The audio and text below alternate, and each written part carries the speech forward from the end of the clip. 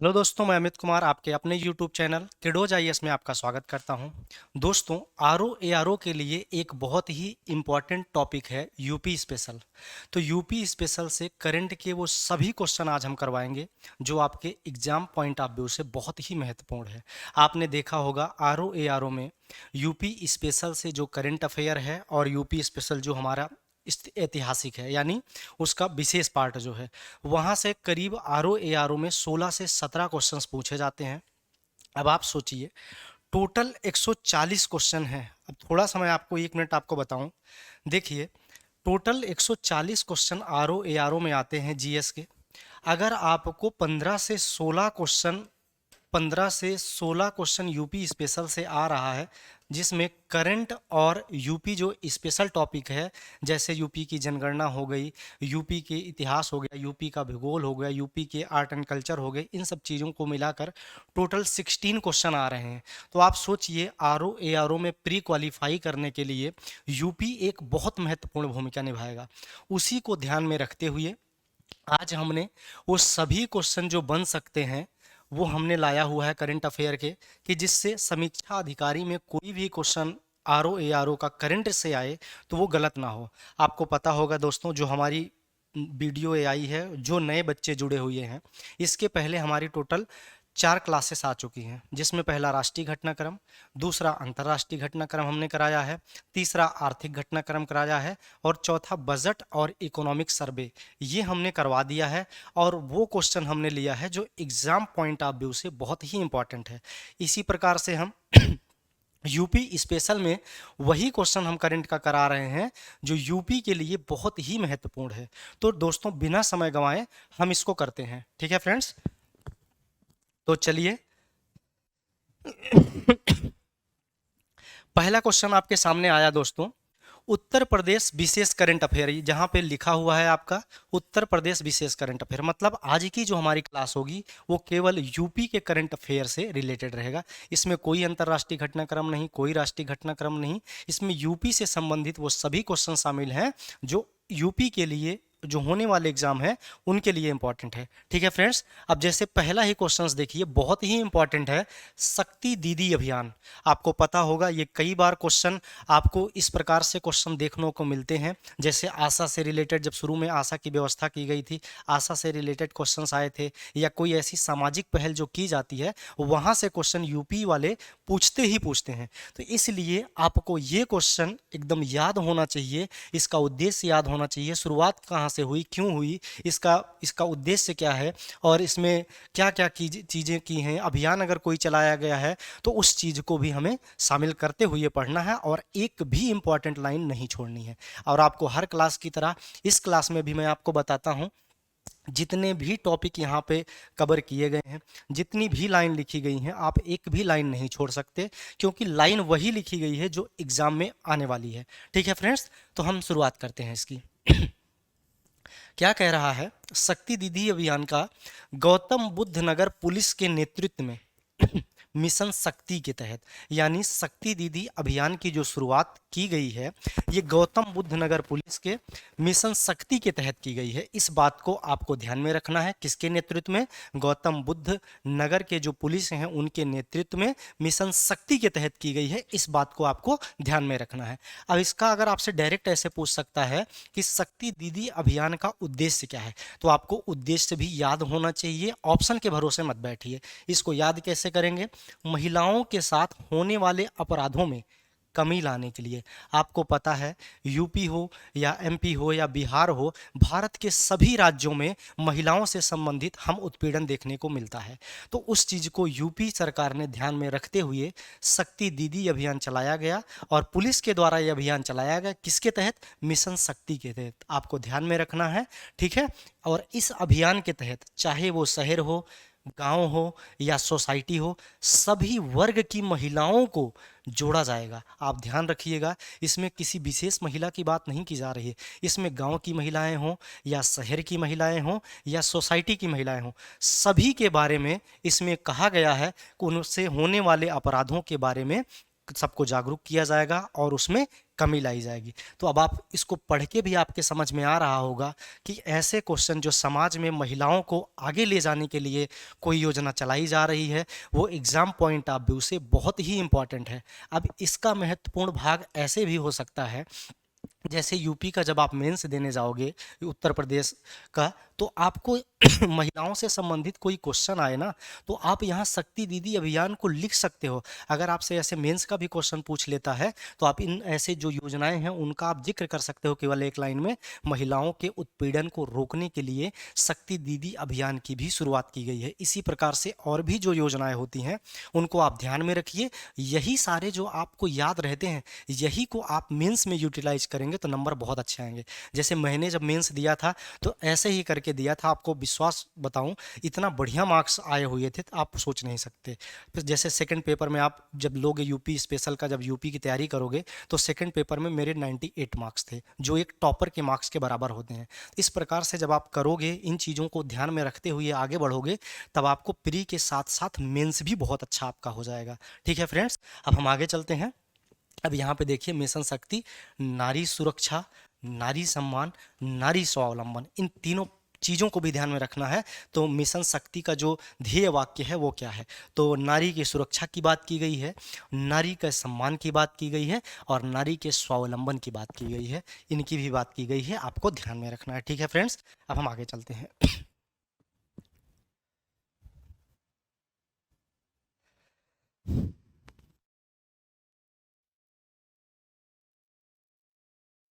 अब हम नेक्स्ट पे चलते हैं। ये भी क्वेश्चन देखिए, कानूनी सहायता, रक्षा, परामर्श प्रणाली। अब इस बात को भी आपको ध्यान रखना है, क्या हेडिंग है, कानूनी सहायता, रक्षा, परामर्श प्रणाली। ठीक है, अब जनता को इसमें है क्या, जनता को मुफ्त कानूनी सहायता देने और छोटे छोटे विवादों को सुलझाने के लिए। अभी हो क्या रहा है, जहां जैसे यूपी की जनसंख्या बहुत ज़्यादा है, क्षेत्रफल के हिसाब से जनसंख्या बहुत ज़्यादा है, उसके अनुसार से यहाँ देखा जा रहा है कि जनता छोटे छोटे मुद्दों पर आपस में ही लड़ रही है और उनको कानूनों के बारे में पता ही नहीं है, इसलिए वो आपस में उलझे पड़े हुए हैं। पड़ोसी पड़ोसी का आपस में नहीं बन रहा है, लड़ाई कर रहे हैं, झगड़ा कर रहे हैं। तो इसी चीज़ को कम करने के लिए, जिससे हमारी जो एनसीआरबी की रिपोर्ट होती है उसमें यूपी का जो स्थान है वो क्राइम के रेट में कम हो जाए, इन सब को ध्यान में रखते हुए यूपी सरकार द्वारा जब ये योजना लाई गई, तो आप ध्यान रखिए जनता को मुफ्त कानूनी सहायता दी जाएगी और छोटे छोटे विवादों को सुलझाने की भी बात की गई है। किसमें की गई है, कानूनी सहायता परामर्श प्रणाली में। ठीक है, और उत्तर प्रदेश राज्य विधिक सेवा प्राधिकरण के तहत 2 वर्ष के लिए लागू किया गया है। इसको अभी 2 वर्ष के लिए ही लागू किया गया है और इसको लागू करने के बाद देखा जाएगा क्या जिस उद्देश्य से यह प्रणाली लाई गई थी, क्या उस उद्देश्य को पूरा कर रही है ये। अगर नहीं कर रही है तो क्या कमियां हैं और उन कमियों को दूर करके उसमें क्या सुधार किया जा सकता है, इस पर भी 2 साल के बाद चर्चा होगी। ठीक है फ्रेंड्स, इसलिए अभी इसको 2 वर्ष के लिए लागू किया गया है। ठीक है, अब हम आगे चलते हैं। उद्देश्य क्या है दोस्तों इसका, देखिए, समाज के कमजोर वर्गों को प्रभावी और कुशल कानूनी सेवाएं प्रदान करना। आप ग्रामीण क्षेत्र से, जो भी हमारे स्टूडेंट ग्रामीण क्षेत्र से होंगे वो देखे होंगे कि एक बड़ा आदमी और एक छोटा, जिसकी बैकग्राउंड छोटी है, आर्थिक रूप से कमज़ोर है, वो कानून तक पहुंच ही नहीं पा रहा है। यदि वो पहुंच भी जा रहा है तो जो बड़े लोग हैं वो पैसे देकर पुलिस से वो काम करने से रोक दे रहे हैं जो उनके यानी कमज़ोर वर्गों के हितों में है। ठीक है, तो इन सब चीज़ों को ध्यान में रखते हुए बहुत सारे ऐसे केसेस आए, बहुत सारी चीज़ें ऐसे देखने को मिली जहाँ पे जो पीड़ित परिवार है वो कमज़ोर तबके से है, आर्थिक स्थिति उनकी कमज़ोर है और जो उच्च परिवार के हैं या उच्च वर्ग के लोग हैं उनके द्वारा दबाया जा रहा है। इस चीज़ को भी कम करने के लिए ये योजना शुरुआत की गई है। अब आप समझ सकते हैं कि ये कितना इंपॉर्टेंट क्वेश्चन है। जब इसके बारे में आप अच्छे से डिटेल में देखोगे तब आपको समझ में आएगा कि ये सच में एक बहुत अच्छी पहल है। इसीलिए इसको अभी 2 वर्ष के लिए लागू किया गया है, क्योंकि इसका देखा जाएगा, हम पता लगे कि 10 वर्ष या आजीवन के लिए इसको लागू कर दिया और इसको देख ही नहीं पा रहे हैं क्या ये अपने उद्देश्य में सही काम कर पा रही है या नहीं कर पा रही है। इस वजह से 2 साल के बाद इस पर रिव्यू लिया जाएगा कि क्या जिस उद्देश्य से ये प्रणाली लाई गई थी उस उद्देश्य को पूरा कर रही है कि नहीं कर रही। यदि कर रही है, इसको और तीव्र गति से कैसे बढ़ाएं, इस चीज़ पर बाद में चलेगी चर्चा। ठीक है, अब हम आगे चलते हैं। ध्यान रखिएगा, आप 2 वर्ष के लिए है समाज के कमजोर वर्गों को प्रभावी और कुशल कानूनी सेवाएं प्रदान करना है। आप ध्यान रखिएगा, यहाँ ऐसे क्वेश्चन पूछ लेगा कि कानूनी सहायता रक्षा परामर्श प्रणाली समाज के कमजोर वर्ग की जगह दे देगा समाज के अनुसूचित जाति और जनजातियों के को प्रभावी और कुशल कानूनी सेवाएं प्रदान करना है, तो आप गलत हो जाएगा। याद रखिएगा, कमजोर वर्ग लिखा है, ना कि SC ST की बात। ठीक है, ऐसे क्वेश्चन बना के जब देगा ना तो आप सोचोगे कि एकदम सही है, SC ST के लिए ही ये योजना है। इसीलिए मैं आपको जोर दे के कह रहा हूँ, समाज के कमजोर वर्गों की बात कर रहा है, ना कि ST ST के। उसमें ST ST शामिल है, SC ST कमजोर वर्ग में सभी शामिल हैं, जो जो आएंगे कमजोर वर्ग में। ठीक है फ्रेंड्स, आगे चलते हैं। देखिए, ये भी बहुत अच्छा है, उत्तर प्रदेश टाउनशिप नीति 2023। अब जैसे उत्तर प्रदेश में देखा जाए और राज्यों की तुलना में जो ग्रामीण जनसंख्या है वो ज़्यादा है, इस वजह से टाउनशिप की प्लानिंग लाई गई है, जिससे जो गरीब तबके के लोग हैं वो भी अपनी स्थिति को सुधार करने के लिए कहाँ चले जाएं, अपना शहर में जाएं, एक टाउनशिप बने जहाँ पे उनको अच्छी व्यवस्था हो, स्वास्थ्य सुविधाएं हों, शिक्षा का प्रॉपर उद्देश्य पूरा हो। इन सब चीज़ों को ध्यान में रखते हुए उत्तर प्रदेश टाउनशिप नीति 2023 लाई गई है।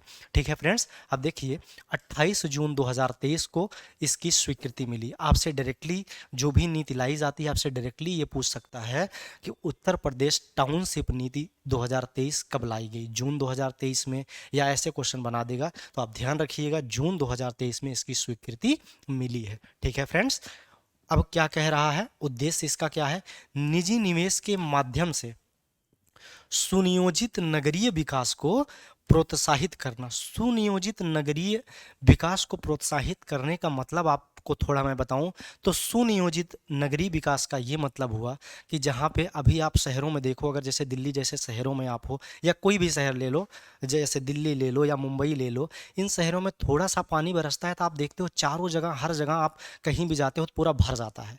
वहाँ जल निकास प्रणाली सही से विकसित ही नहीं है, स्वास्थ्य सुविधाएं उस तरीके से नहीं है जिस तरीके से शहरों में होनी चाहिए, शिक्षा व्यवस्था भी खस्ता हाल में है। इन सब चीज़ों को ध्यान में रखते हुए पर्यावरण भी इसमें शामिल हो जाएगा। सुनियोजित नगरीय विकास को अगर ध्यान में रखा जाए तो इसमें पर्यावरण को ध्यान में रखते हुए विकास करना है, जिसे हम कहते हैं संधारणीय विकास या सतत विकास, वो चीज़ भी सुनियोजित नगरीय विकास को में ये सारी चीज़ें शामिल आएंगी कि स्वास्थ्य व्यवस्था सुचारू रूप से चले। अब जैसे ट्रैफिक जाम बहुत ज़्यादा हो जा रहा है, थोड़ी सी बारिश हुई पूरी जगह पानी भर जा रहा है, इन सब से निजात पाने के लिए यानी ऐसी व्यवस्था की जाएगी जहाँ पर पानी व्यवस्था, जब पानी की बरसात होगी तो वहाँ पर अच्छे से उसकी प्रबंधन प्रणाली रहेगी, जिससे पानी बरसा और निकल के धीरे धीरे नदियों में या नदियों के माध्यम से समुद्र में मिल जाए। तो इस प्रकार से जब इसकी व्यवस्था की जाएगी, इसीलिए उत्तर प्रदेश टाउनशिप नीति 2023 लाई गई है। जो अभी के शहरों में जो दिक्कतें हैं उन पर स्टडी की गई कि आगे आने वाले जो शहर इस प्रकार से बने उनमें वो सारी समस्याएं ना आए,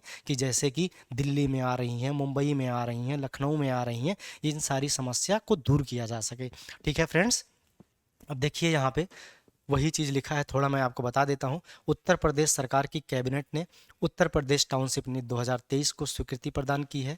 यह नीति लागू होने से स्थावर संपदा के क्षेत्र में निजी निवेश को बढ़ावा मिलेगा, यानी जब ये चीज़ें आएगी तो निजी निवेश भी आएंगे, निजी निवेश आने से विकास होगा भारत का, और निजी निवेश से रोजगार भी पैदा होंगे। इन सब चीज़ों को भी ध्यान में रखा जाएगा, क्योंकि यूपी में जो है बेरोजगारी भी एक मुद्दा है, यूपी में नहीं पूरे भारत में बेरोजगारी का एक बहुत बड़ा मुद्दा है। तो इन सबको कम करने के लिए निजी निवेश की बहुत ज़्यादा ज़रूरत है। ठीक है फ्रेंड्स, अब देखिए जन सामान्य के लिए उचित मूल्य पर आर्थिक, सामाजिक एवं पर्यावरणीय दृष्टि से बेहतर गुणवत्ता वाली नागरिक सुविधाओं से युक्त अत्याधुनिक टाउनशिप की सुविधा उपलब्ध होगी तथा निजी क्षेत्र में रोजगार सृजन में बढ़ोतरी होगी। जो चीज़ें मैंने आपको समझाया, मैंने इसको देखा भी नहीं था, क्योंकि जो हमारी टीम ने इसको बना के दे दिया था, लास्ट में जो मोहित सर हैं एक हमारे, उन्होंने ये सारी चीज़ें, जो उनकी क्रिएटिविटी है वो ये सारी चीज़ें हैं, तो ये चीज़ें थी। लेकिन ये चीज़ मुझे पता था, उत्तर प्रदेश टाउनशिप नीति सुनियोजित नगरीय विकास का मतलब पता था, इसलिए मैं इसको डिफाइन कर पाया, ये चीज़ें जो यहाँ पर लिखी हुई है। ठीक, तो जब आप किसी चीज़ को पढ़ रहे हो तो उसका कॉन्सेप्ट थोड़ा समझोगे ना, तो क्वेश्चन क्वेश्चन आपने उसको एग्जैक्टली नहीं पढ़ा हुआ है, लेकिन जब एग्जाम में आएगा तो आप सही करके आओगे। जैसे कभी मैंने किया, ये चीज़ें मैंने नहीं पढ़ी हुई थी, लेकिन जितनी चीज़ें बताया देखो यहाँ लिखी गई हैं। ठीक, पर्यावरण, रोजगार की बात किया, विकास होगा, ये सारी बातें देखिए यहाँ लिखी है। बेहतर शिक्षा, बेहतर स्वास्थ्य, पर्यावरण। ठीक है, अब हम आगे चलते हैं। तो इस हिसाब से जब आप पढ़ोगे तो आपको सिलेक्शन लेने से दोस्तों कोई रोक नहीं सकता। बस आपको ज़रूरत है कि ये 3 महीना फुल अपने ऊपर दे दो। किसी से कोई मतलब 3 महीना एकदम 8 से 9 घंटे एकदम ईमानदारी के साथ। ये नहीं कि आप मोबाइल लेके बैठे हुए हो, मैसेज आ रहा है, मैसेज पे बात कर रहे हो, पढ़ रहे हो, फिर आपको लग रहा है कि हमने 12 घंटा बैठ लिया। ऐसे नहीं, टाइमर लगाओ, मोबाइल साइलेंट पे लगाओ, साइलेंट या उस पे कर लो, फ्लाइट मोड पे लगा के रख लो और सामने रखो, टाइमर लगाओ। अगर आप उठ के 2 मिनट के भी लिए जा रहे हो तो टाइमर बंद करो। जिस दिन ऐसे करके आप 8 घंटे भी पढ़ लोगे ना, और आप करके देखिएगा, 8 घंटे आप पढ़ के जिस दिन उठोगे इस तरीके से ना, आपको लगेगा कि हमने आज बहुत मेहनत कर दी है। ठीक है, लेकिन अभी आप लोग क्या करते हो, पढ़ने के साथ साथ मोबाइल चला रहे हो, बात कर रहे हो। ऐसा मत करो। अगर आप पढ़ रहे हो तो केवल पढ़ो। वो देखिए 24 घंटे में मैं केवल और केवल 8 घंटे कह रहा हूँ। अभी एग्ज़ाम आपका फरवरी में है, मार्च में फिर यूपी पीसीएस का भी है। आप देखिए इसी बार आपका यूपी पीसीएस भी और आरओ दोनों निकलेगा। बस जैसे कह रहा हूँ, मेहनत करिए और करंट की जो क्लास हमारी हो रही है इसको अच्छे से पढ़िए और याद करिए। ऑप्शन के भरोसे मत जाइए। जो नए बच्चे होते हैं वो करते क्या है, बस एक बार सरसरी निगाह से पढ़ लिए और क्वेश्चन सॉल्व किए, वहाँ पे हो रहा है, सोचेंगे यार मेरा तुक्का सही हो रहा है, आएगा तो हम ऑप्शन से टिक कर लेंगे कौन सा सही है कौन सा गलत है। लेकिन वहाँ बच्चों इतना प्रेशर होता है कि आप समझ ही नहीं पाओगे कि इसका आंसर ए है या बी है। इस वजह से कुछ ऐसे क्वेश्चन हैं जहाँ पे आपको डाटा याद होना चाहिए, वहाँ ऑप्शन के भरोसे नहीं जाना चाहिए। ठीक है, अब हम आगे चलते हैं।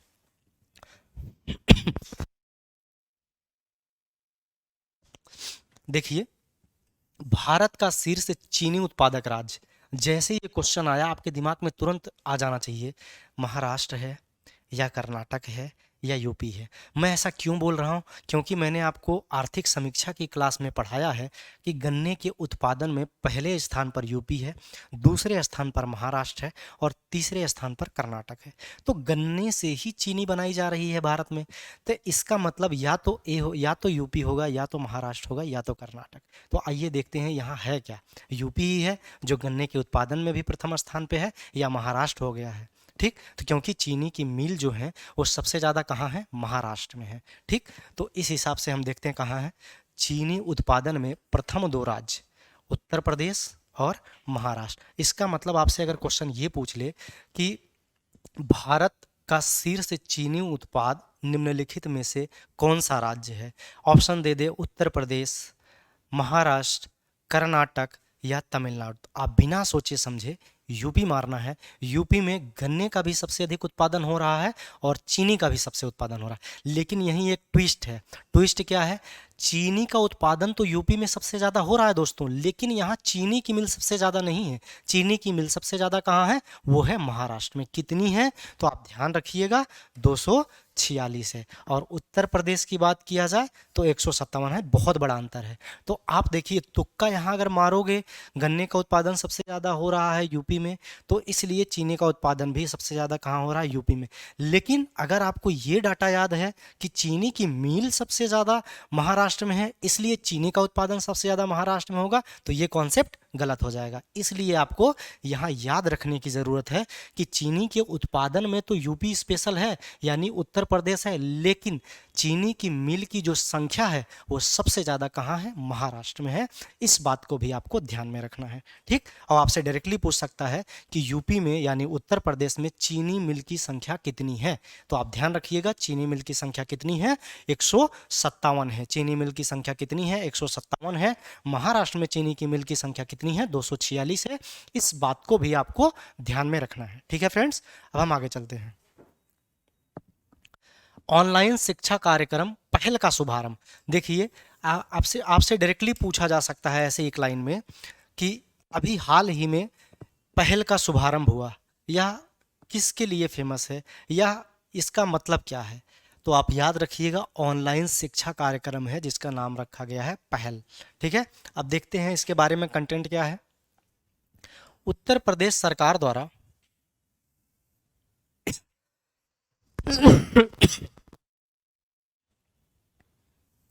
उत्तर प्रदेश सरकार द्वारा लखनऊ में इसका शुभारंभ कहाँ किया गया? तो पहली लाइन आपको याद रखना है, इसका शुभारंभ कहाँ किया गया? लखनऊ में। इस बात को आपको ध्यान में रखना है, भूलना नहीं है। ठीक, डायरेक्टली पूछ सकता है ऑनलाइन शिक्षा कार्यक्रम पहल का शुभारंभ निम्नलिखित में से किस जिले में हुआ? आपको दे देगा वाराणसी, आपको दे देगा लखनऊ, आपको दे देगा इलाहाबाद, आपको दे देगा कौशाम्बी। तो आप याद रखिएगा यूपी की यानी उत्तर प्रदेश की राजधानी लखनऊ में ऑनलाइन शिक्षा कार्यक्रम पहल का शुभारंभ किया गया। ठीक, और ये है क्या? ग्रामीण और शहरी क्षेत्रों के बीच, याद रखिएगा, शिक्षा की खाई को कम करने के लिए बनाया गया है।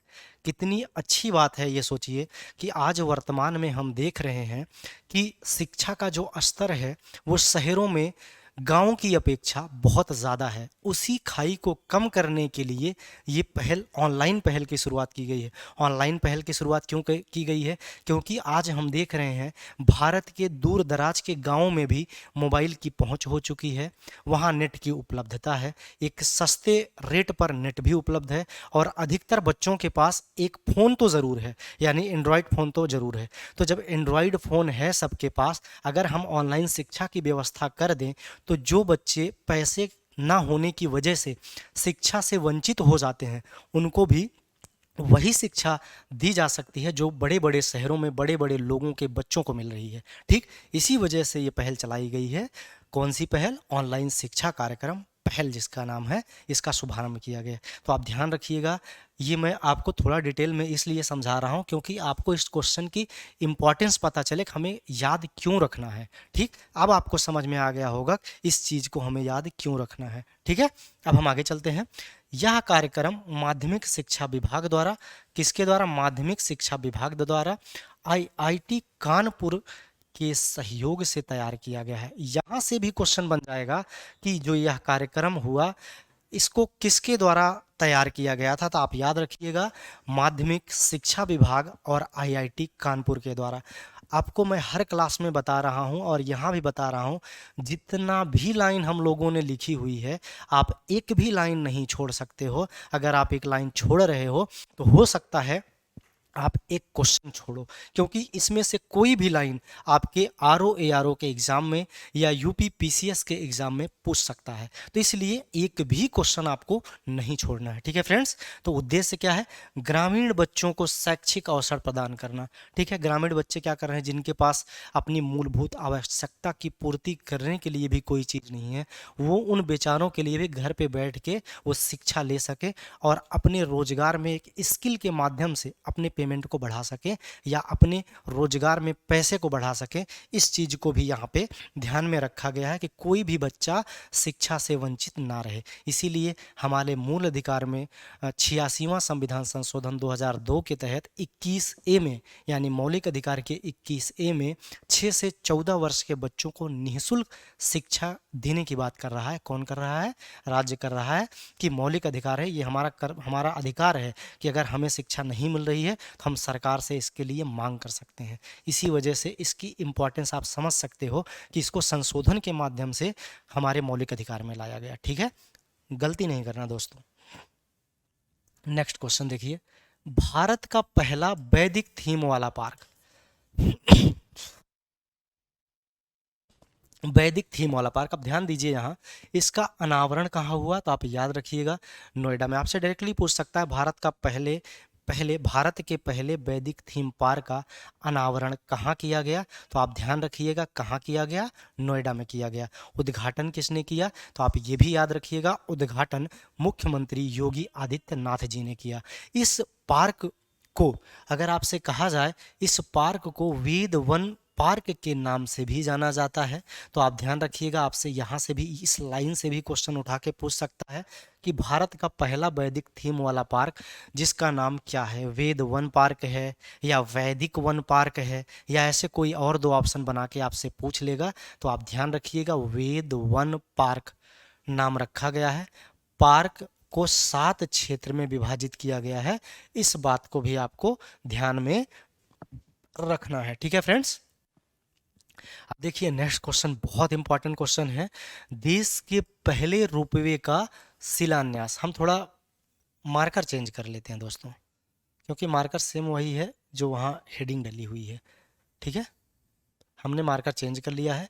तो क्या कह रहा है, देश के पहले रुपये का शिलान्यास। ठीक, इसका शिलान्यास कहाँ से किया गया है, तो आप याद रखिएगा मोदी के संसदीय क्षेत्र वाराणसी से। कहाँ से, मोदी के संसदीय क्षेत्र वाराणसी, जो हमारी संस्कृति राजधानी है, यूपी की सांस्कृतिक राजधानी है। ठीक है, निर्माण क्या है, स्विट्जरलैंड की कंपनी बर्थोलेट कर रही है। इसका निर्माण कौन कर रही है, इस रोपवे का निर्माण तो याद रखिएगा जापान नहीं कर रहा है, अमेरिका नहीं कर रहा है, फ्रांस नहीं कर रहा है, दक्षिण कोरिया नहीं कर रहा है, कर कौन रहा है, तो आप ध्यान रखिएगा एक छोटा सा यूरोप का देश स्विट्जरलैंड की कंपनी है बर्थोलेट कर रही है। तो इस बात को भी यहाँ पे देखिए, इसलिए मैंने इस पर थोड़ा हाईलाइट किया, इसलिए आपको थोड़ा ध्यान देने की ज़रूरत है, क्योंकि यहाँ पे वो देश नहीं है जो बड़े बड़े देश हैं, जैसे फ्रांस हो गया, अमेरिका हो गया, जापान हो गया, साउथ कोरिया हो गया, ये सब नहीं है कौन, एक छोटा सा देश यूरोप का स्विट्जरलैंड की एक कंपनी है बर्थोलेट कर रही है, आप ध्यान रखिएगा।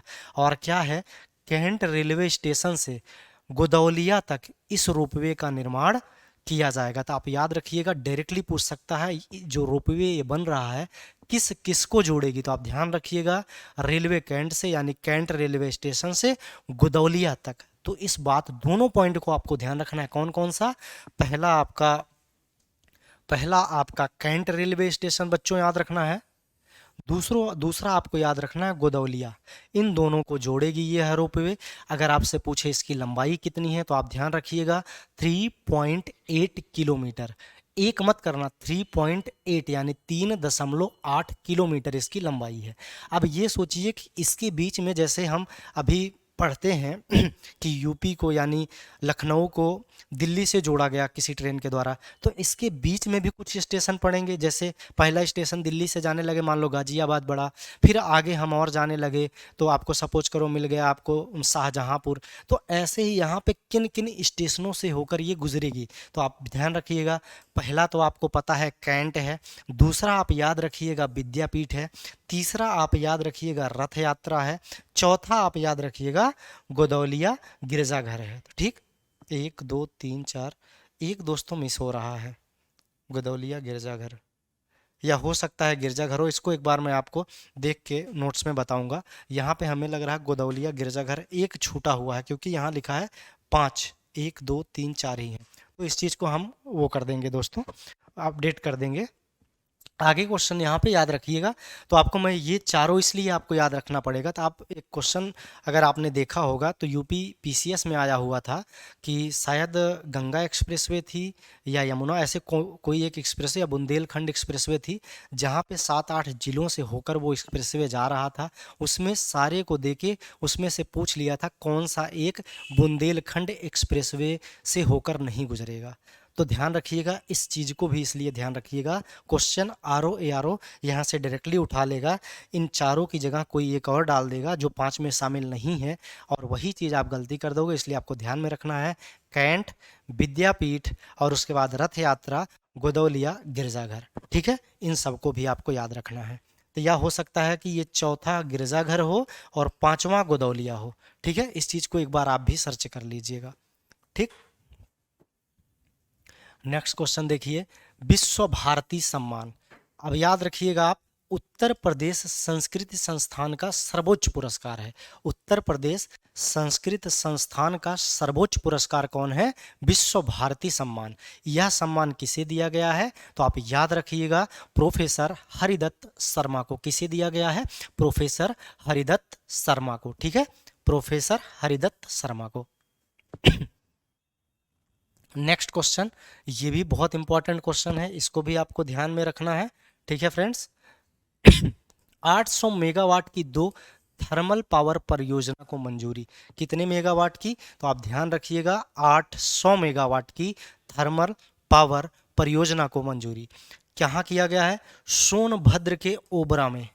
चाहे आप सोनभद्र दे तब भी मारना है, ओबरा दे तब भी मारना है। जैसे सोनभद्र यूपी की एक डिस्ट्रिक्ट है, यूपी का एक जिला है, सोनभद्र जिले के ओबरा नामक स्थान पर 800 मेगावाट की 2 थर्मल पावर परियोजना की शुरुआत की गई है। इस बात को आपको ध्यान में रखना है, ठीक है। और 18,000 करोड़ रुपए की लागत है। मैंने यहाँ पे ये लाइन इसलिए शामिल की है, तो आप ध्यान रखिएगा, जब आरओ एआरओ या यूपी पीसीएस के आप एग्जाम देने जाते हो तो वहाँ पे डाटा से संबंधित 5 से 6 क्वेश्चन आपको मिल ही जाता है, जहाँ पे ऐसे डाटा पूछेंगे कि जो भी हाल ही में एक परियोजना शुरू की गई उसकी कुल लागत कितनी है, 18,000 करोड़ रुपए, 15,000 करोड़ रुपए, 1,000 करोड़ रुपए, ऐसे करके पूछता है। इसलिए आपको ये भी ध्यान में रखना है कि 18,000 करोड़ रुपए की लागत से 800 मेगावाट की थर्मल पावर परियोजना की शुरुआत की गई है। कहाँ की गई है? सोनभद्र में। सोनभद्र में कहाँ पे? ओबरा में, ठीक है। आगे क्या इसका क्रियान्वयन कौन करेगा? यूपी सरकार द्वारा किया गया है, तो यूपी सरकार और नेशनल थर्मल पावर कॉरपोरेशन के साथ साथ 50-50% की भागीदारी है। किसके किसके साथ? यूपी सरकार और एनटीपीसी के द्वारा। कि कौन से? एनटीपीसी, ठीक है, इसके द्वारा। अब ये चीज आपको ध्यान में रखना, ये भी बहुत इंपॉर्टेंट क्वेश्चन है। अब देखिए नेक्स्ट क्वेश्चन, नंद बाबा दुग्ध मिशन। आपको पता होगा दूध के उत्पादन में अब कौन सा राज्य हो गया है? ध्यान रखिएगा, राजस्थान हो गया। पहले कौन था? यूपी था, अब चेंज हो गया है। आप याद रखिएगा, यूपी नहीं रह गया दुग्ध के उत्पादन में पहले स्थान पर, यूपी दूसरे स्थान पर आ गया है। पहले स्थान पर कौन है? राजस्थान। इस बात को भी आपको ध्यान में रखना है, भूलना नहीं है। यूपी पुराना डाटा था जिसमें पहले स्थान पर दुग्ध के उत्पादन में था, लेकिन अब राजस्थान हो गया है दुग्ध के उत्पादन में। आप ध्यान रखिएगा, ठीक है। नंद बाबा दुग्ध मिशन क्या कह रहा है? दुग्ध विकास और दुग्ध उत्पादन के क्षेत्र में अग्रणी राज्य बनाने के लिए। ये फिर देखो, अग्रणी राज्य बनाने के लिए अगर ये पहले स्थान पर होता तो क्या आपको लगता है कि ये इस योजना की जरूरत थी? नहीं थी। इसका मतलब ये है कि अग्रणी राज्य बनाने के लिए इसका मतलब यही हो गया, अब जो है यूपी पहले स्थान पर नहीं रह गया। फिर से पहले स्थान पर लाने के लिए यूपी को नंद बाबा दुग्ध मिशन की शुरुआत की गई है, ठीक। आगे लागत कितनी है इसकी? 1,000 करोड़ रुपए, ठीक है। और डेयरी विकास पोर्टल का अनावरण भी किया गया है इसके लिए, ठीक है फ्रेंड्स। अब हम आगे चलते हैं। नंद बाबा दुग्ध मिशन आप याद रखिएगा। और देश का पहला डबल डेकर हाईवे, ये भी ध्यान रखना है, देश का यूपी का नहीं, उत्तर प्रदेश का नहीं, पूरे भारत देश का पहला डबल डेकर हाईवे कौन सा है? आप याद रखिएगा। कहाँ बन के तैयार हो रहा है? नोएडा में। कहाँ पे? नोएडा में, ठीक है। और लागत कितनी है इसकी? 2,000 करोड़ रुपए। कितने से कितने लेन की है? 6 से 8 लेन की यह हाईवे बनाया जा रहा है। 6 से 8 लेन का यह हाईवे बनाया जा रहा है। इन तीनों पॉइंट को आपको ध्यान यहाँ शामिल करने का, तो दोस्तों मैं बहुत सारी लाइन शामिल कर लेता, कौन सी कंपनी है, किसने इसकी शुरुआत की, कब बनकर तैयार होगा, कितने किलोमीटर है, ठीक। तो ये सब चीज़ें आप बहुत ज़्यादा में चले जाओगे, बहुत ज़्यादा याद करोगे। अगर आपसे ये वाला क्वेश्चन पूछेगा तो 60 से 70% चांस है इन तीनों में से कोई एक आपको टकरा जाए। अगर ये चीज़ें तीनों आपको याद है तो हो सकता है आपको जो दूसरा ऑप्शन देगा नहीं भी याद है, तब भी एलिमिनेशन मेथड से इस क्वेश्चन को आप सही करके आ जाओ। लेकिन जो सब पढ़ रहे हैं वो ये 3 पॉइंट आप याद नहीं करेंगे, बल्कि सब पढ़ेंगे, उसमें से ऐसे टूटा फूटा याद रहेगा कि क्वेश्चन जो आएगा तब हम वहाँ ऑप्शन के हिसाब से टिक कर लेंगे।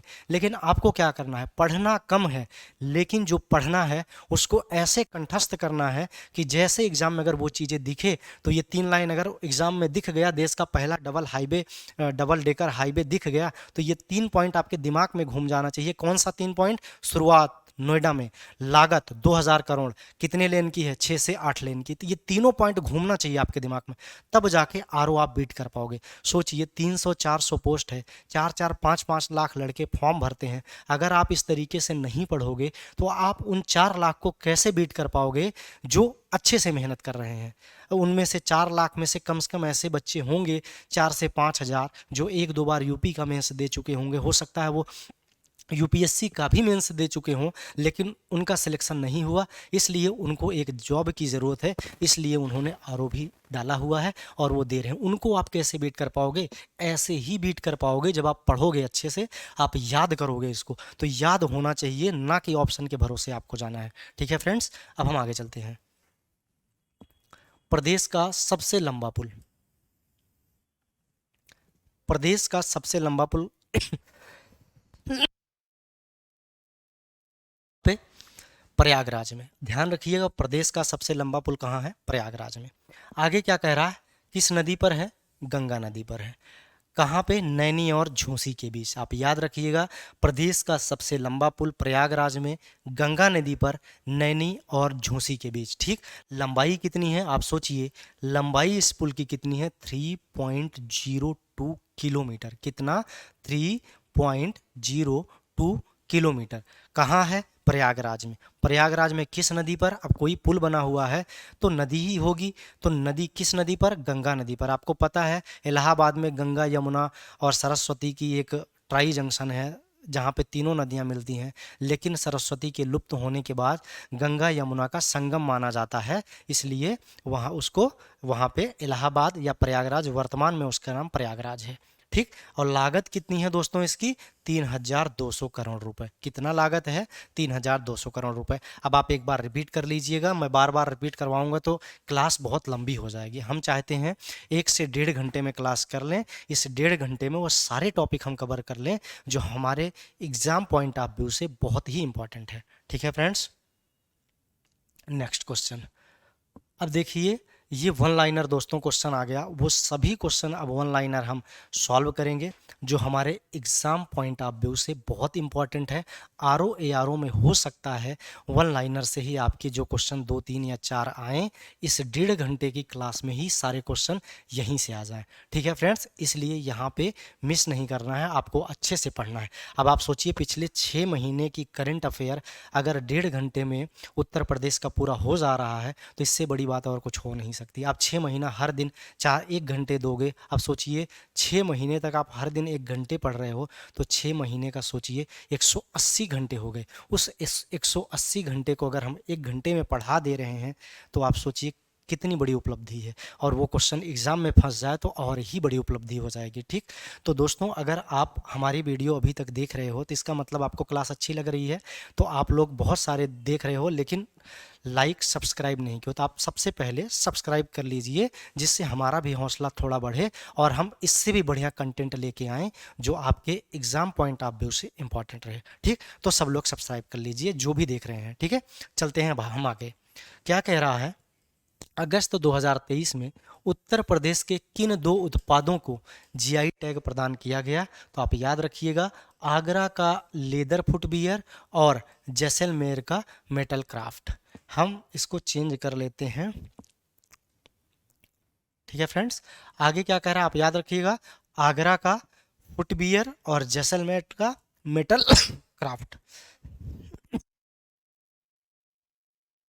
ठीक है फ्रेंड्स, अब आगे चलते हैं। 28 जुलाई से 6 अगस्त 2023 तक मेरी क्लास जो आप पुरानी पढ़ रहे होंगे, जो हम हमारी वीडियोज पढ़ी हैं, आप इस बात को यहाँ पे अगर जो जोर दे के अगर किसी डेट पे मैं ना कहूँ तो उस डेट को आपको इग्नोर करना है, उसको याद नहीं रखना है। वो आपके समझने के लिए, मैंने पिछली क्लास में भी बताया था, आपके समझने के लिए ये चीज़ें डाल दी गई है, अन्यथा इसकी ज़रूरत नहीं है। जिससे जब आप आगे आने वाले एग्ज़ाम की तैयारी करें तो अगर डेट पड़ी रहती है तो आप समझ जाते हो कि 1 साल का करंट है या 1 साल से पहले का करंट अफेयर है। अगर 1 साल से पहले का करंट अफेयर है तो आप इस चीज़ को स्किप कर सकते हैं। ठीक है, आगे क्या कह रहा है देखते हैं हम। 28 जुलाई से 6 अगस्त 2023 के बीच कनाडा में आयोजित विश्व पुलिस खेलों सिल्वर पदक जीता। विश्व पुलिस खेलों में सिल्वर पदक जीता, किसने जीता? सोनम अमरोहा ने। किसने जीता दोस्तों?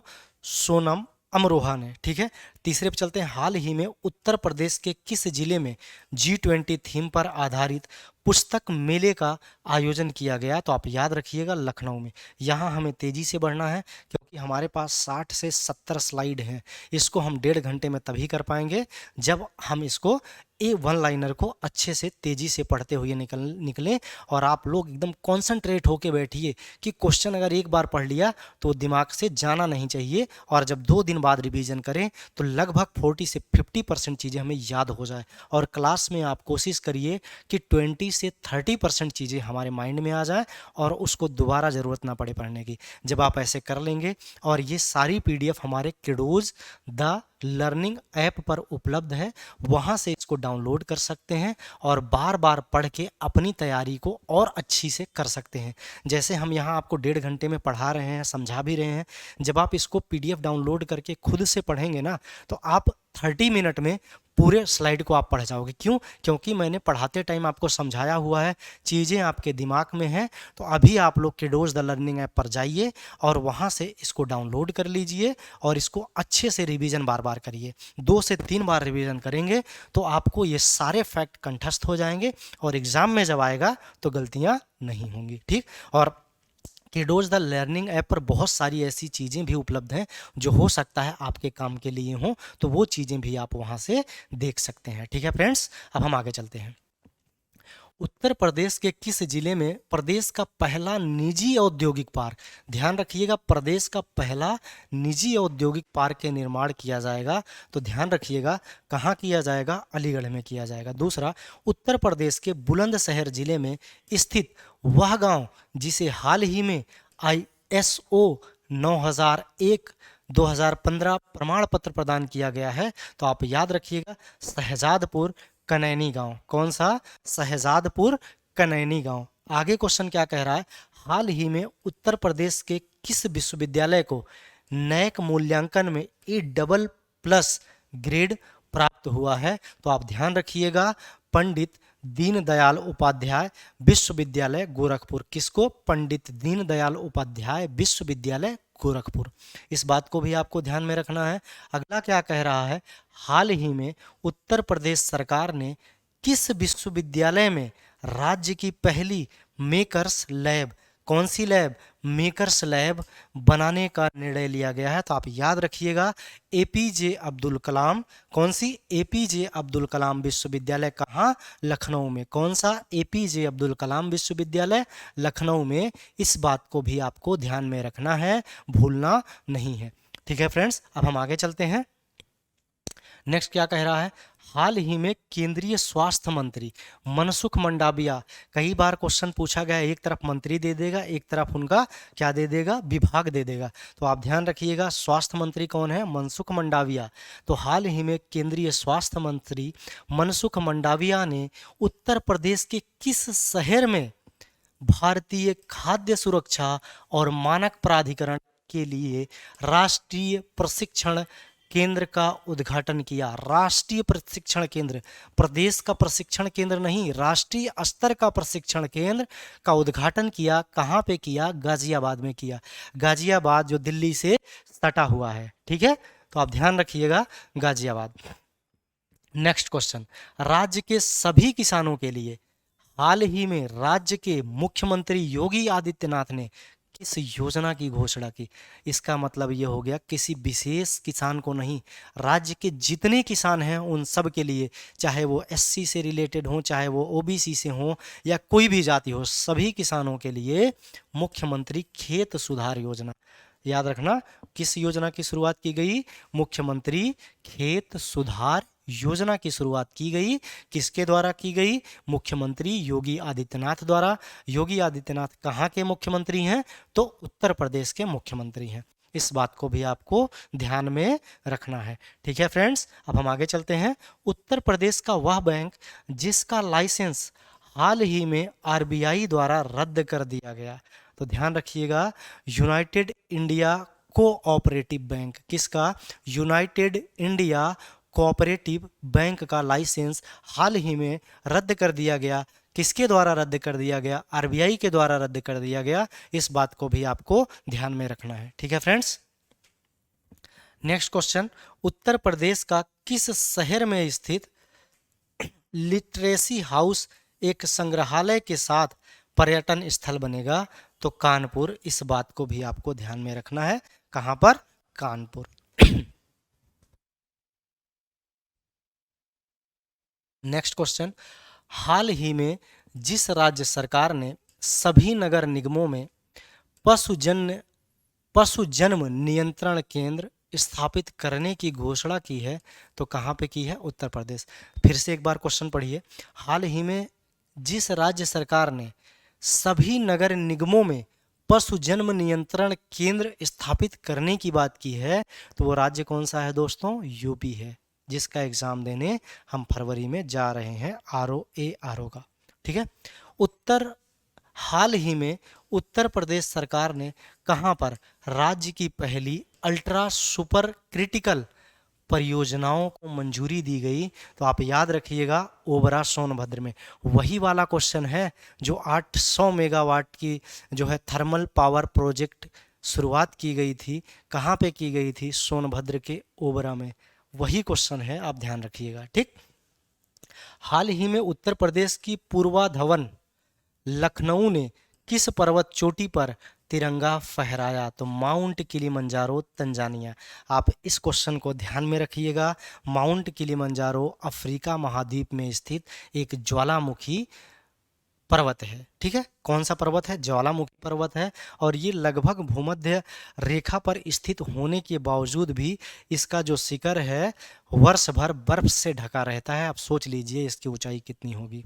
ठीक। तो ये अफ्रीका महाद्वीप का सबसे ऊंचा ज्वालामुखी पर्वत है। कहाँ पर है? तंजानिया में है। ठीक। आगे चलते हैं। उत्तर प्रदेश के किस शहर में देश की पहली पॉड टैक्सी परियोजना प्रारंभ की गई? तो ध्यान रखिएगा दोस्तों आप लोग, ग्रेटर नोएडा। पॉड टैक्सी परियोजना की शुरुआत कहाँ की गई? तो ग्रेटर नोएडा में की गई। आप इस बात को भी ध्यान में रखेंगे। ठीक है। नेक्स्ट क्वेश्चन, हाल ही में राज्य सरकार ने सभी सरकारी स्कूलों के लिए किस कार्यक्रम की शुरुआत? सभी सरकारी स्कूल के लिए किस कार्यक्रम की शुरुआत किया गया बच्चों? तो आप ध्यान रखिएगा, संपर्क स्मार्ट शाला स्मार्ट ब्लॉक। किसका? संपर्क स्मार्ट शाला और स्मार्ट ब्लॉक। ठीक है। नेक्स्ट क्वेश्चन की बात करें हम, जुलाई 2023 में उत्तर प्रदेश के किस शहर में देश के पहले वैदिक थीम पार्क का उद्घाटन किया गया? ये भी रिपीटेड क्वेश्चन है, मैंने आपको डिस्क्रिप्टिव में बताया था। तो आपको जैसे ये क्वेश्चन आए, अभी मैंने 10 मिनट पहले आपको कराया है, यहाँ ऑप्शन की दोस्तों जरूरत नहीं होनी चाहिए। आपको तुरंत जैसे आ गया ये क्वेश्चन किस शहर में पहले वैदिक थीम पार्क की शुरुआत की गई, तो आपको तुरंत ध्यान में आना चाहिए कि नोएडा है। वो कहाँ पे है? यूपी में है। ठीक है। तो नेक्स्ट पे हम चलते हैं। उत्तर प्रदेश का वह प्रौद्योगिक संस्थान जिसमें हाल ही में आत्मघाती ड्रोन विकसित किया है? तो ये बहुत अच्छा क्वेश्चन है, बहुत इंपॉर्टेंट है दोस्तों, इस बात को भी ध्यान रखिएगा। कहाँ पे किया गया है? IIT कानपुर। ठीक है। नेक्स्ट क्वेश्चन, उत्तर प्रदेश सरकार ने सीमियम आबादी को बनाए रखने और मानव बंदर संघर्ष को कम करने में मदद करने के लिए कहां पर समर्पित बंदर वन बनाने की घोषणा की है? ये पॉइंट नहीं रहेगा, समर्पित होगा। ठीक है। तो आप याद रखिएगा, लखनऊ में। किसकी राजधानी है? ये उत्तर प्रदेश की राजधानी है। ठीक है फ्रेंड्स, इस बात को भी आपको ध्यान में रखना है। सीमियम आबादी को बनाए रखने और मानव बंदर संघर्ष को कम करने के लिए समर्पित बंदर वन बनाने की घोषणा कहाँ की गई है? तो लखनऊ में की गई है। इस बात को याद रखिएगा। बदायूं या सोनभद्र या झांसी या जालौन, इन सब जगह नहीं मारना है। उत्तर प्रदेश की राजधानी लखनऊ की बात हो रही है यहाँ पे। ठीक है। नेक्स्ट क्वेश्चन, उत्तर प्रदेश का वह शहर जहाँ प्रदेश के पहले साक्षरता म्यूजियम का निर्माण किया गया, तो पहले साक्षरता म्यूजियम की शुरुआत कहाँ हुई, निर्माण कहाँ हुआ? तो उत्तर प्रदेश की राजधानी लखनऊ में हुई। ठीक है। नेक्स्ट क्वेश्चन, उत्तर प्रदेश सरकार ने हाल ही में किसके लिए 100% इलेक्ट्रॉनिक वाहन रखने का लक्ष्य निर्धारित किया है? तो आप याद रखिएगा, सरकारी विभागों के लिए।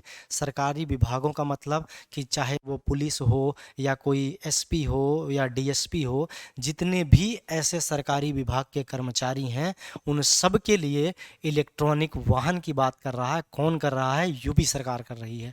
ठीक, तो कितनी अच्छी पहल है प्रदूषण को कम करने के लिए। जैसे अभी ठंड का मौसम है दोस्तों, और दिल्ली में जो प्रदूषण का स्तर है, वायु प्रदूषण का स्तर है, वो अत्यंत गंभीर स्थिति में है।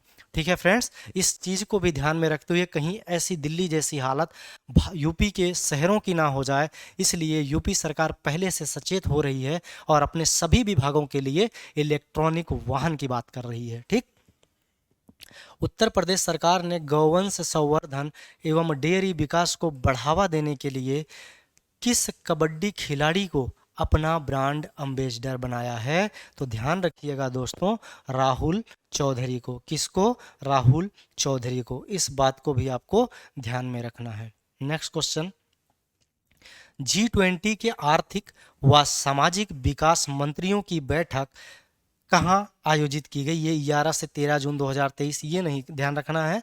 G20 के बस इतना ध्यान रखना है, आर्थिक व सामाजिक विकास मंत्रियों की बैठक कहाँ पर हुई? तो उत्तर प्रदेश के वाराणसी में हुई। कहाँ पर हुई? उत्तर प्रदेश के वाराणसी में हुई। ठीक है, नेक्स्ट क्वेश्चन, उत्तर प्रदेश सरकार द्वारा 14 जुलाई 2023 को उत्तर प्रदेश विद्युत नियामक आयोग यूपीईआरसी का नया अध्यक्ष नियुक्त किया गया। तो आप याद रखिएगा, अरविंद कुमार को, अरविंद बंसल को नहीं, अरविंद कुमार। आप ध्यान रखिएगा, नाम क्या है? अरविंद कुमार।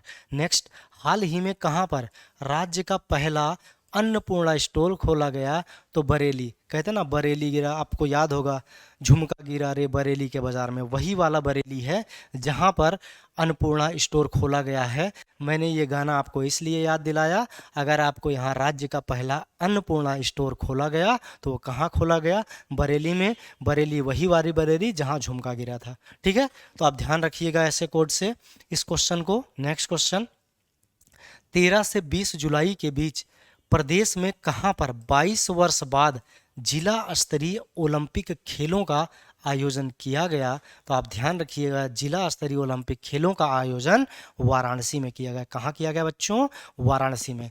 ठीक है, नेक्स्ट क्वेश्चन, हाल ही में राज्य सरकार ने सभी सरकारी भवनों व मालों के किस मशीन को लगाने का निर्णय लिया गया है? तो एक बार क्वेश्चन दोबारा पढ़ता हूं, हाल ही में राज्य सरकार ने सभी सरकारी भवनों व मॉलों में किस मशीन को लगाने का निर्णय लिया गया है? तो आप याद रखिएगा, ऑटोमेटेड एक्सटर्नल डिफाइब्रिलेटर, डिफाइब्रिलेटर। ठीक है दोस्तों, तो किस मशीन को लगाने की बात किया गया है? Automated external defibrillator. ठीक है, नेक्स्ट क्वेश्चन, हाल ही में राज्य सरकार ने ग्रामीण क्षेत्र के छात्रों के लिए किस ऑनलाइन शिक्षा कार्यक्रम की शुरुआत की है? तो पहल। किसके लिए? पहल। ध्यान रखिएगा, गलती नहीं होनी चाहिए। ये भी मैंने आपको डिस्क्रिप्टिव में क्वेश्चन बनाया था, देखो ये वन लाइनर में भी शामिल है, तो आप इसकी इंपॉर्टेंस इस बात से भी समझ सकते हैं। ठीक है, अब नेक्स्ट क्वेश्चन देखिए फ्रेंड्स, जुलाई 2023 को राज्य सरकार ने किस नाम से राजस्व वितरण ऐप लॉन्च किया? तो राजस्व वितरण ऐप किस नाम से लॉन्च किया गया है? तो आप ध्यान रखिएगा दोस्तों, रेवेन्यू कोड ऐप। क्या नाम है? Revenue code app. ठीक है, नेक्स्ट क्वेश्चन, उत्तर प्रदेश का वह शहर जहां जुलाई 2023 में पहला अंतर्राष्ट्रीय मंदिर सम्मेलन आयोजित किया गया। तो पहला अंतर्राष्ट्रीय मंदिर सम्मेलन कहाँ आयोजित किया गया? तो आप ध्यान रखिएगा, कहाँ पे किया गया? वाराणसी में किया गया, भूलना नहीं है। इलाहाबाद या आपको लखनऊ, इन सब जगह नहीं मारना है। आपको क्या आंसर लेना है इसका? इसका आंसर वाराणसी है। ठीक है, हाल ही में उत्तर प्रदेश सरकार ने कितने जिलों में आवासीय, आवासीय दोस्तों एक पॉइंट और रहेगा, आवासीय संस्कृत विद्यालय शुरू करने का निर्णय लिया गया है? आवासीय संस्कृत विद्यालय शुरू करने का निर्णय कितने ऐसे हैं? 15। ठीक है दोस्तों, तो 2015। नेक्स्ट, उत्तर प्रदेश में कहाँ पर भारत के पहले पुलिस संग्रहालय की स्थापना की गई है? तो आप ध्यान रखिएगा, जुलाई 2023 में पुलिस संग्रहालय की स्थापना कहाँ किया गया है? तो गाजियाबाद में किया गया। भूलना नहीं है, बुलंदशहर नहीं मारना है, मारना क्या है? गाजियाबाद मारना है। मेरठ भी नहीं मारना है, मारना क्या है? गाजियाबाद। ठीक। नेक्स्ट क्वेश्चन, प्रदेश का पहला बोन और टिश्यू बैंक कहाँ खोला गया? तो बीएचयू बनारस में। याद रखिएगा, ये प्रदेश का पहला बोन और टिश्यू बैंक, बोन और टिश्यू बैंक कहाँ खोला गया? तो आप ध्यान रखिएगा, बीएचयू बनारस में। आगे क्या कह रहा है? गीले कूड़े से बायो कंप्रेस्ड नेचुरल गैस, किससे? गीले कूड़े से। ध्यान रखिएगा, गीले कूड़े से bio compressed natural gas plant कहाँ पर स्थापित किया गया? तो आप याद रखिएगा, सुथनी गोरखपुर। कहाँ पे किया गया? सुथनी गोरखपुर में। ठीक है। आगे क्या कह रहा है? उत्तर प्रदेश में सरकारी स्कूलों में कॉरपोरेट स्कूल जैसी सुविधा उपलब्ध कराने के लिए कौन सा प्रोजेक्ट लॉन्च किया गया? तो प्रोजेक्ट अलंकार। इसमें थोड़ा सा मैं आपको बताना चाहूँगा दोस्तों, भारत में दिल्ली को छोड़ दिया जाए, क्योंकि ऐसा माना जा रहा है केजरीवाल के आने के बाद कि जो दिल्ली के सरकारी स्कूल हैं वो प्राइवेट का टक्कर दे रहे हैं, और कई मायने में प्राइवेट से जो दिल्ली गवर्नमेंट के स्कूल हैं वो आगे निकल गए हैं।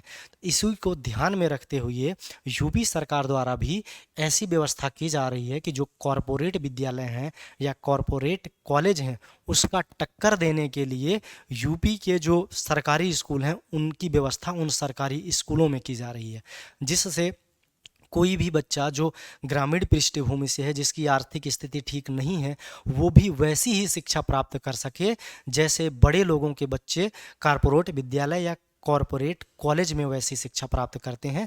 ऐसी शिक्षा देने की बात योगी सरकार ने यूपी में कर रहे हैं और सरकारी स्कूलों के माध्यम से कर रहे हैं। ये बहुत बड़ी बात है। ठीक है। देखिए, सरकारी स्कूलों में कॉरपोरेट स्कूल जैसी सुविधा उपलब्ध कराने के लिए कौन सा प्रोजेक्ट लॉन्च किया गया? तो प्रोजेक्ट अलंकार। डायरेक्ट पूछ लेगा आपसे, अभी हाल ही में चर्चा में रहा प्रोजेक्ट अलंकार क्या है? तो आप ध्यान रखिएगा, प्रोजेक्ट अलंकार समझ में नहीं आएगा क्या है, नाम से तो लग ही नहीं रहा यह शिक्षा से संबंधित होगा। ऐसे क्वेश्चन पर आपको पारखी नज़र बना के रखनी है कि अगर ऐसे क्वेश्चन आ जाए जो मिलता जुलता नहीं है, उसको आप अलग से पेज में लिखो कि प्रोजेक्ट अलंकार मतलब ग्रामीण क्षेत्र में शिक्षा को ऐसी व्यवस्था शिक्षा की बनाई जाए जैसे कॉरपोरेट विद्यालयों की रहती है या कॉरपोरेट स्कूलों की रहती है। कौन ऐसी व्यवस्था करने की बात कर रहा है? यूपी सरकार कर रही है। ठीक, आगे चलते हैं। उत्तर प्रदेश में कहाँ पर मिलेट्स महोत्सव का आयोजन किया गया? तो आप ध्यान रखिएगा दोस्तों, कहाँ किया गया? आगरा में। तो आपको पता है आगरा का जैसे पेठा बहुत महत्वपूर्ण है, फेमस है। आगरा में ही आपका ताजमहल है, वो भी बहुत इंपॉर्टेंट है। तो आप ध्यान रखिएगा इस चीज़ को। नेक्स्ट क्वेश्चन, जैसे फिरोजाबाद की चूड़ी, अलीगढ़ का ताला इसी प्रकार से फेमस है, आपसे पूछा जा सकता है, तो इस बात को भी आपको ध्यान में रखना है। तो मई 2023 में प्रदेश में पहला पशु विश्वविद्यालय शवदाह गृह कहाँ पर खोला गया? तो आप याद रखिएगा, कहाँ पर? जाल्हूपुर वाराणसी में। कहाँ खोला गया दोस्तों?